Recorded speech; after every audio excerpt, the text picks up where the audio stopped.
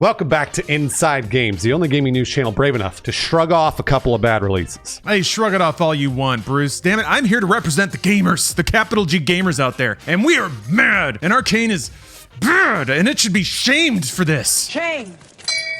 Shame. Lawrence, ashamed? I mean, the game stuttered a little bit. We played it and had fun. Oh, just stuttered. Oh, a little bit. Oh, just a little bit of stutter. That's it? Bruce, get a load of this. There are two identical bodies in the same room. Give me a break. I mean, how do you see something like that and not hope that hundreds of people lose their jobs? All right. Lawrence, just calm down there. You're going to get your Reddit gold, I promise. You're going to get it. Just wait a second. People have jobs. Redfall from Arcane Austin launched in less than premium shape. Despite its premium price, it is $70. However, it is also on Game Pass too. And as usual, the reactions range from mild disappointment, which is kind of what we were a little bit, to frustration and anger at what seems to be a growing trend for video games. Yeah, it's as usual when the gamers are mad. It's about more than just this. So, yeah, there have been a handful of high-profile games with severe launch issues in recent months, and suddenly big-budget modern games aren't that great out of the box. Well, you know, the proverbial box. They're all digital now, so. Yeah, so the question is really, are games really just launching crappier and crappier? Or is this another mean case of the gamers? You got a real infestation here, Reddit. You got to spray. And there's also the fact, again, it's about more than just this. This is another humdrum release for the larger Xbox brand, which has yet to really blow anyone away with a big budget success on either its current generation of Xbox hardware or Game Pass in general. Yeesh. Thanks, Phil. Can we make that the new thanks Obama rather than thanks Obama, say thanks Phil? Yeah, let's bring it back. Thanks Phil. Thanks Phil. First up in the launch loser parade is, as we mentioned, Redfall. Co-op vampire shooter released this week and was a much ballyhooed big name exclusive for Microsoft Studios. Sadly, Redfall's a bit of a mess. The game from Arcane has gotten middling to even low scores on both Xbox Series X and PC, with a lot of critics pointing out very, very severe performance issues. Game Reactor UK called it an unmitigated disaster, writing that, quote, even if you do find something to enjoy, the horrible and outright disgraceful performance does everything it can to kill that passion in you. Boy, those British sure have a way with words, huh? Disgraceful. Wow. Checkpoint Gaming said that where the game is truly unacceptable is the number of bugs, connectivity issues, and performance problems.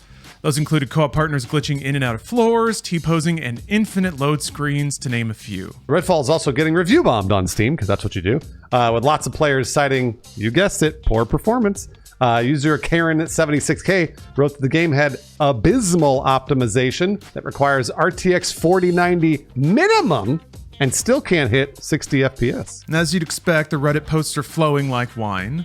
Various screenshots showing less than stellar production values like filled-in chimneys and opaque gun scopes have a lot of folks wondering why the game launched in this state at full price. Metacritic shows that the audience is taking this way more personally than critics, who still didn't much care for it. At the time of writing, Redfall has a 58 critic average on PC and a scathing 2.1 out of 10 user score. As to why folks are so upset, we have some theories, but that starts to get into opinion and commentary, which we like to save to the end of the show. Facts first. Objectively speaking, though, Redfall is another stumble for Xbox, which, like we said, has struggled to get prestige games out the door. Yeah, it's pretty clear they'd like to move on as well. Xbox announced the Xbox Games Showcase today, May 3rd. That will air on June 11th. And of course, that's Starfield. That's their biggest bet for a blockbuster release that I think they probably ever had. And that will have its own dedicated direct presentation immediately following the Xbox Games Showcase. Yeah, so, Redfall was out for about a day before Xbox announced a big promo event for more games and their big banner release. Redfall's disappointing release comes on the heels of another AAA game that suffered from many of the same performance issues. We're talking, of course, about Star Wars Jedi Survivor, which we'll dive into right after a word from today's sponsor, HelloFresh. Today's episode of Inside Games is sponsored by HelloFresh, who are doing their part to save this beautiful blue planet of ours, Earth. Because think about it, without the Earth, where are we going to play all these video games? On average, HelloFresh meals have a 31% lower carbon footprint than the same meals from supermarket ingredients. Plus, nearly all HelloFresh packaging materials are curbside recyclable in most areas of the United States. And once you've saved the planet, HelloFresh opens up more time for you to enjoy those video games that you're playing. They offer quick and easy meals like HelloFresh's Fast and Fresh pineapple chicken tacos or falafel power bowls ready in 15 minutes or less. HelloFresh also takes the hassle out of mealtime by delivering pre-portioned ingredients and easy to prepare recipes right to your door. Skip the checkout lines and maybe get outside and touch some grass because HelloFresh has dinner covered. Or worse yet, skip getting your groceries delivered?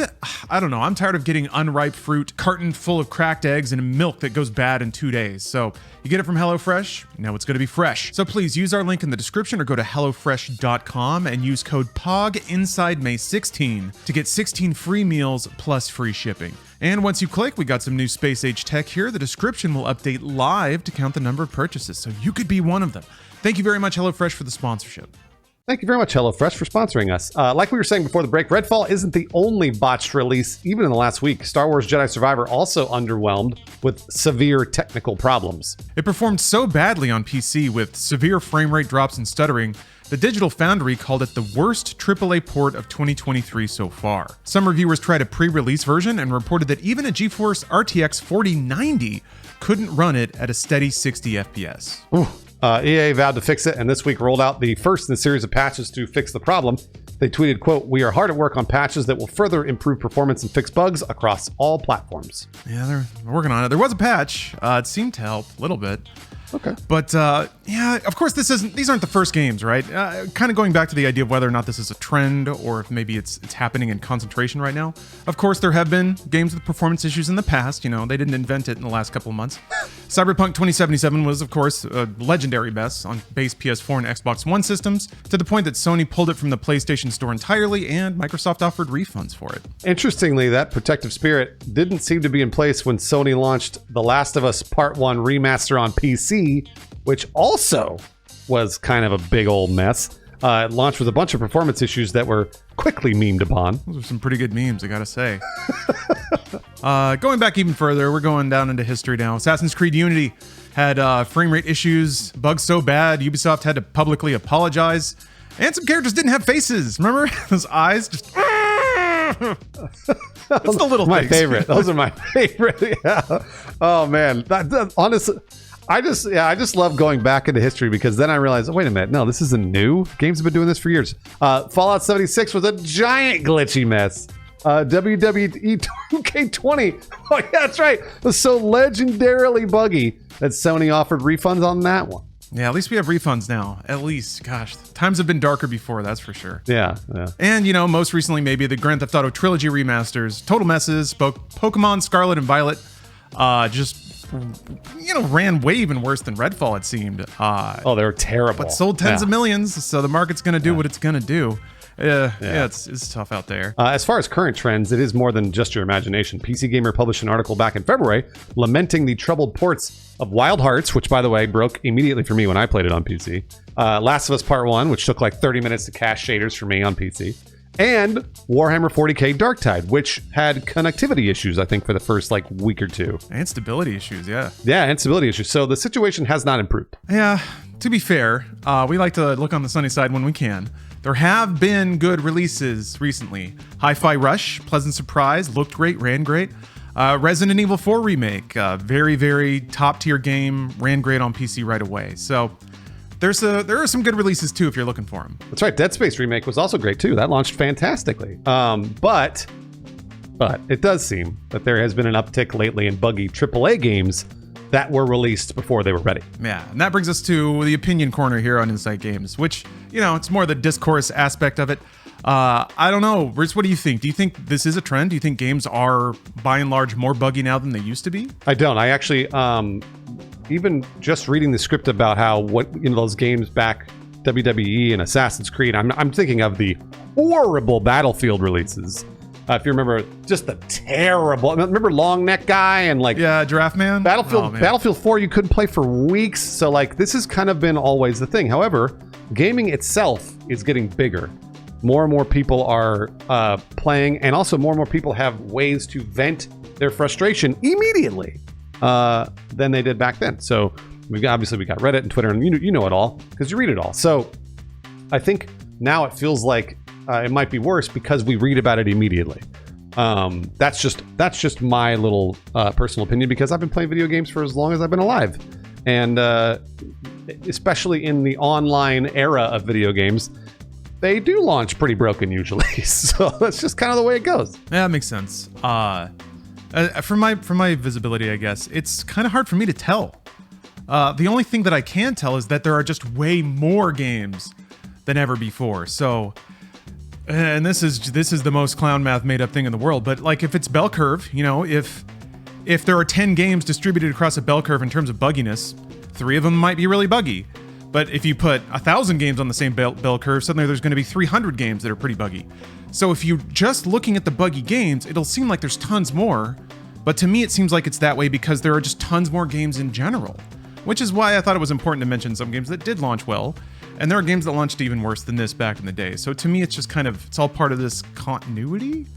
As far as the community reaction, I think the internet, it's naive to think that that's not a factor, right? The bandwagoning, the negativity. It just bugs me that it seems to be becoming ritualized. It's like everyone looks for the game that sticks its head out just a little too much, and then suddenly it's the one that everyone gives themselves permission to just go in on it, the developers and stuff like that. I've seen a little bit more consciousness seep in when people are like, oh no, the executives are the bad ones, not the developers. At least there's some empathy circulating around, but it does seem like people like getting mad at something, and a game that releases in a comically buggy state, it's just a soft target. That's true. Lawrence, you'd like to bring up a lot that we started this channel because of how Cyberpunk launched and how you and I were having a great time playing the game. We kind of didn't have any issues, and we sort of started doing Inside Games because we saw that people were just dogpiling on this game for months that we were enjoying. And it was really interesting because the more that I think about this and analyze this, and it's just rage bait. It's all rage bait, where people click those articles, people favorite those tweets and retweet because it's so easy to get angry at something, and it's so easy to get the free internet points because you posted the picture of the same NPC on the ground. It's so easy to do. It's way harder to actually post and be like, hey, I played Redfall, I enjoyed it for a couple hours, but also at the same time had a few bugs, maybe lost a few frames here and there. Like, nobody wants that nuanced shit. They want to see the chimney with no hole into the house, and then they all go, ha ha ha, bad. They want that. They don't want the nuance, and that is, in my opinion, an overarching cultural thing that is happening right now with humanity. Not necessarily video games, but everything. And that's kind of the way I feel about it. And I hope that we'll get out of this era quicker, sooner rather than later. I'm kind of tired of the rage bait. Yeah, I'm a little tired of it too. It kicks off this cycle of Maya where I'm like, do we shame the shamers? I guess that's effectively, theoretically, what we're doing. Yeah, I don't want to add any more shame into the cycle. I think the ultimate tragedy is when, and specifically in the case of Cyberpunk, a game that had, I thought, a lot of artistic merit that was going ignored for the sake of like low-hanging fruit jokes. When there's a game that does offer something of value, but that's ignored because it's easier to take the dunk, and then the dunk is what takes place in people's minds versus the actual good work that maybe went in there that are getting overshadowed or interfered with bugs and stuff like that.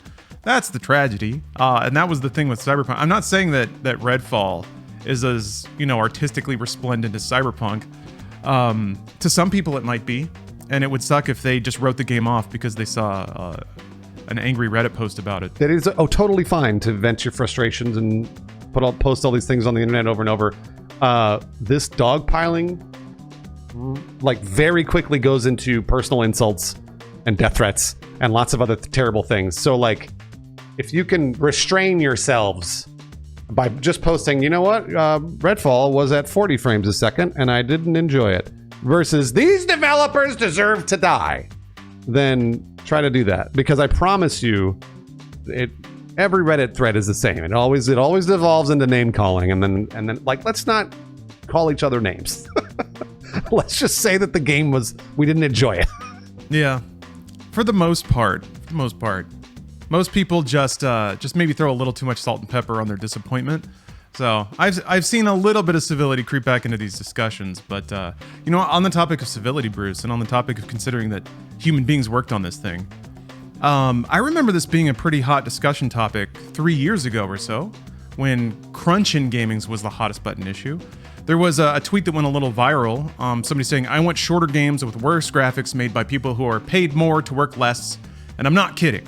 Kind of in response to some of the harrowing stories we were hearing about crunch at various developers. And they're not great to hear. But is that what this is? This Redfall theoretically is the absolute visitation of that. It's an original idea that did not come out with loads and loads of like AAA packed content.